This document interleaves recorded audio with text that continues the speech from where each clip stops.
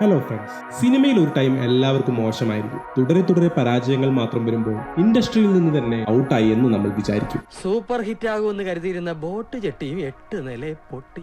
എന്നാൽ ആരും പ്രതീക്ഷിക്കാത്ത സമയത്ത് ഒരൊറ്റ സിനിമ കൊണ്ട് കരിയർ മൊത്തത്തിൽ മാറ്റിമറിച്ച ചില കംബാക്കുകൾ നമ്മുടെ ഇൻഡസ്ട്രിയിൽ നടന്നിട്ടുണ്ട്. ഇത് നിങ്ങളുടെ സ്വന്തം സിനിമാക്സ് മലയാളം സിനിമകളുടെ ലോകത്തേക്ക് സ്വാഗതം.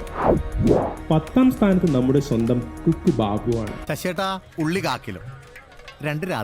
ഒരു കാലത്ത് തല്ലുകൊള്ളി വില്ലൻ വേഷങ്ങളിൽ മാത്രം സ്ഥിരമായി കണ്ടിരുന്ന മുഖം. മലയാള സിനിമയിൽ ബാബുരാജിന്റെ കരിയർ ഒരു ഡെഡ് എൻഡിൽ നിൽക്കുന്ന സമയത്താണ് ആഷിഖ് സാൾട്ട് ആൻഡ് പെപ്പറുമായി വരുന്നത്. വില്ലനിൽ നിന്നും one of the best comedy ആക്ടറിലേക്കുള്ള ആ ഒരു ഷിഫ്റ്റ് പ്രേക്ഷകരെ ശരിക്കും ഞെട്ടിച്ചു. ബാബുരാജിന്റെ ഉള്ളിലെ ടൈമിംഗ് മലയാളികൾ തിരിച്ചറിഞ്ഞത് അവിടെയാണ്. എന്നിട്ട് ഞാൻ നമ്മുടെ SPയിലെ മെനോൻ സാറിന്റെ വീട്ടിലായിരുന്നല്ലോ ആദ്യം. ഒരു കാലത്ത് സെക്കൻഡ് ഹീറോ വേഷങ്ങളിലും സീരിയസ് റോളുകളിൽ മാത്രം ഒതുങ്ങിപ്പോയ നടനാണ് ബിജു. സോളോ ഹീറോ ആയിട്ടുള്ള പടങ്ങളൊന്നും വർക്കൗട്ട് ആകാതിരുന്നപ്പോഴാണ് മേരിക്കുണ്ടൊരു കുഞ്ഞാട്, ഓർഡിനറി എന്നീ പടങ്ങളിലൂടെ കോമഡി ട്രാക്ക് പിടിക്കുന്നത്. എന്നാൽ കരിയറിലെ ആ അൾട്ടിമേറ്റ് ബ്രേക്ക് വന്നത് ജിബു ജേക്കബിന്റെ വെള്ളിമുങ്ങയിലൂടെയാണ്. അപ്പൊ നാരങ്ങളും വെറും വാഗ്ദാനം കിട്ടുകയില്ല. അതുകൂടെ മനസ്സിലായില്ലേ? വരൂ. ആ രാഷ്ട്രീയക്കാരന്റെ കോമഡിയും സ്വാഗം തിയേറ്ററുകൾ പൂരപ്പറമ്പാണ്. അപ്പൊ ഈ വറീത് ഞാൻ തന്നെ. അടിപൊളി. അതോടെ ബിജു മേനോൻ എന്ന സോളോ ഹീറോ ജനിച്ചു. 80കളിലെ സെൻസേഷണൽ ചോക്ലേറ്റ് ഹീറോ റഹ്മാൻ ഒരു ഘട്ടത്തിൽ മലയാള സിനിമയിൽ നിന്ന് തന്നെ വാനിഷ് ആയി പോയിരുന്നു. വർഷങ്ങളോളം നല്ല വേഷങ്ങൾ കിട്ടാതെ മാറി നിന്ന അദ്ദേഹത്തെ രഞ്ജിത്താണ് ബ്ലാക്ക് എന്ന ചിത്രത്തിലൂടെ തിരിച്ചു കൊണ്ടുവന്നത്. കൊല്ലുന്നതിന് മുമ്പ് നിന്നെ ഒന്ന് പരിചയപ്പെടുത്ത്. നിന്റെ ആ വൃത്തികെട്ട പേരൊന്ന് പറ. പവർഫുൾ ആയ ആ പോലീസ് വേഷത്തിൽ ബ്ലാക്കിൽ തുടങ്ങിയ ആ റീ എൻട്രി രാജമാണിക്യത്തിലെ രാജു എന്ന കഥാപാത്രം കൂടിയായപ്പോൾ കംപ്ലീറ്റ് ആയി.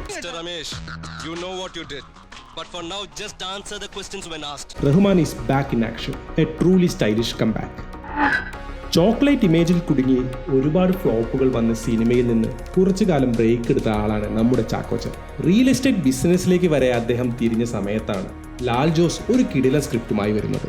എൽസമ്മ എന്ന ആൺകുട്ടിയിലെ പാലുണ്ണി എന്ന ആ ലോക്കൽ ക്യാരക്ടർ ചാക്കോച്ചന് നൽകിയത് ഒരു കംപ്ലീറ്റ് കരിയർ റീബൂട്ട് തന്നെയായിരുന്നു.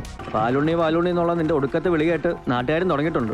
ആ ഒരു ഒറ്റ മേക്ക് ഓവർ ഇല്ലായിരുന്നെങ്കിൽ ഇന്ന് കാണുന്ന ആ വെർസറ്റൈൽ ചാക്കോച്ചനെ നമുക്ക് കിട്ടില്ലായിരുന്നു. ജയറാമിന്റെ കരിയറിലെ ഏറ്റവും മോശമായ സമയമായിരുന്നു 2000കളുടെ മധ്യഭാഗം. ചെയ്ത പടങ്ങളെല്ലാം ബോക്സ് ഓഫീസിൽ തകർന്നടിഞ്ഞു. കുടുംബ പ്രേക്ഷകർ ജയറാം പടങ്ങൾ കൈയൊഴിഞ്ഞു എന്ന് തോന്നിപ്പിച്ച സമയം. അപ്പോഴാണ് അക്കു അക്ബർ വെറുതെ ഒരു ഭാര്യ എന്ന ഫാമിലി ഡ്രാമ ഒരുക്കുന്നത്. കുടുംബ ബന്ധങ്ങളുടെ കഥ പറഞ്ഞ ആ സിനിമ ഒരു വമ്പൻ ഹിറ്റായി മാറി.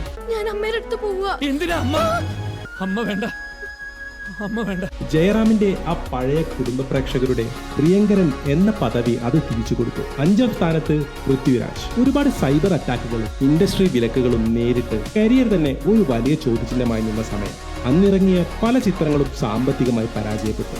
ദീപൻ ഡയറക്ട് ചെയ്ത പുതിയ മുഖം റിലീസായപ്പോൾ അത് പൃഥ്വിയെ ഒരു യൂത്ത് ഐക്കൺ മാത്രമല്ല, മലയാളത്തിലെ ഏറ്റവും ഡിമാൻഡുള്ള മാസ് ആക്ഷൻ ഹീറോ കൂടിയാക്കി മാറ്റി. ഞാൻ ആഞ്ഞൊരു ചവിട്ടിയാ കച്ചേരിക്ക് കൊട്ടി നിർത്തുന്ന പോലെ ഇത് നിലയ്ക്കും. ടോപ്പ് 4ലേക്ക് കടക്കുന്നതിന് മുമ്പ് മലയാള സിനിമയിലെ ചില കിടിലൻ സർപ്രൈസ് കംബാക്കുകൾ കൂടി നമുക്ക് നോക്കാം.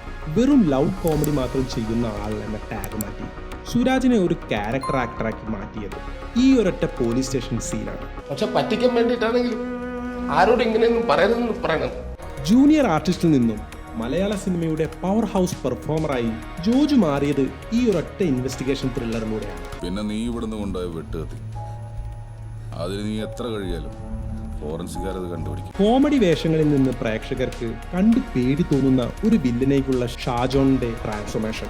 എന്നെ വെറുതെ ദേഷ്യം പിടിപ്പിക്കല്ലേ. 2000കളുടെ തുടക്കത്തിൽ ആക്ഷൻ സിനിമകൾ വർക്കൗട്ട് ആകാതെ വന്ന സുരേഷ് ഗോപിക്ക് സിനിമയിൽ ഒരു വലിയ ഗ്യാപ്പ് വന്നു. താരത്തിന്റെ മാർക്കറ്റ് ഇടിഞ്ഞു എന്നെല്ലാവരും കരുതി. പക്ഷേ രഞ്ജി പണിക്കർ തന്റെ ഐക്കോണിക് ക്യാരക്ടറിനെ വീണ്ടും കൊണ്ടുവന്നു. Yes, Bharachandran IPS. തിയേറ്ററുകൾ പൂരപ്പറമ്പാക്കിക്കൊണ്ട് സുരേഷ് ഗോപി തന്റെ ആ സിംഹാസനം തിരിച്ചു പിടിച്ചു. ആദ്യ സിനിമയായ കയ്യെത്തും ദൂരത്ത് വൻ പരാജയമായി. ഫഹദ് ഫാസിൽ എന്ന നടൻ ഇനി രക്ഷപ്പെടില്ല എന്ന് എല്ലാവരും അന്ന് എഴുതിത്തള്ളിയതാണ്. വർഷങ്ങൾക്ക് ശേഷം അദ്ദേഹം തിരിച്ചു വന്നുവെങ്കിലും ഒരു വലിയ ബ്രേക്ക് ലഭിച്ചിരുന്നില്ല. സമീർ താഹിറിന്റെ ചാപ്പാക്കുരിശാണ് ഫഹദിന്റെ കരിയറിലെ യഥാർത്ഥ ഗെയിം ചേഞ്ചർ. മലയാള സിനിമയിലെ ന്യൂ ജനറേഷൻ തരംഗത്തിന് ഫഹദ് അടിത്തറയിട്ടത് ഇവിടെയാണ്.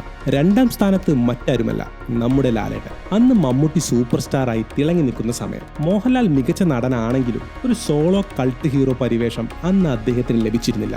തമ്പി കണ്ണന്താനത്തിന്റെ രാജാവിന്റെ മകൻ മലയാള സിനിമയുടെ ചരിത്രം തിരുത്തി. വിൻസെന്റ് ഗോമസ് ക്രിയേറ്റ് ചെയ്ത മാസ് തരംഗം ലാലേട്ടനെ മലയാളികളുടെ സൂപ്പർ സ്റ്റാറാക്കി മാറ്റി. ഇത് തുക എത്രയുണ്ടെന്ന് ഞാൻ പറയുന്നില്ല. കുറഞ്ഞു പോയെങ്കിൽ എന്റെ ഓഫീസിലേക്ക് വിളിച്ചാൽ മതി. My phone number is 2255. 1ാം സ്ഥാനത്ത് ഇന്ത്യൻ സിനിമ കണ്ട ഏറ്റവും വലിയ കരിയർ സേവിംഗ് മൂവിയാണ്.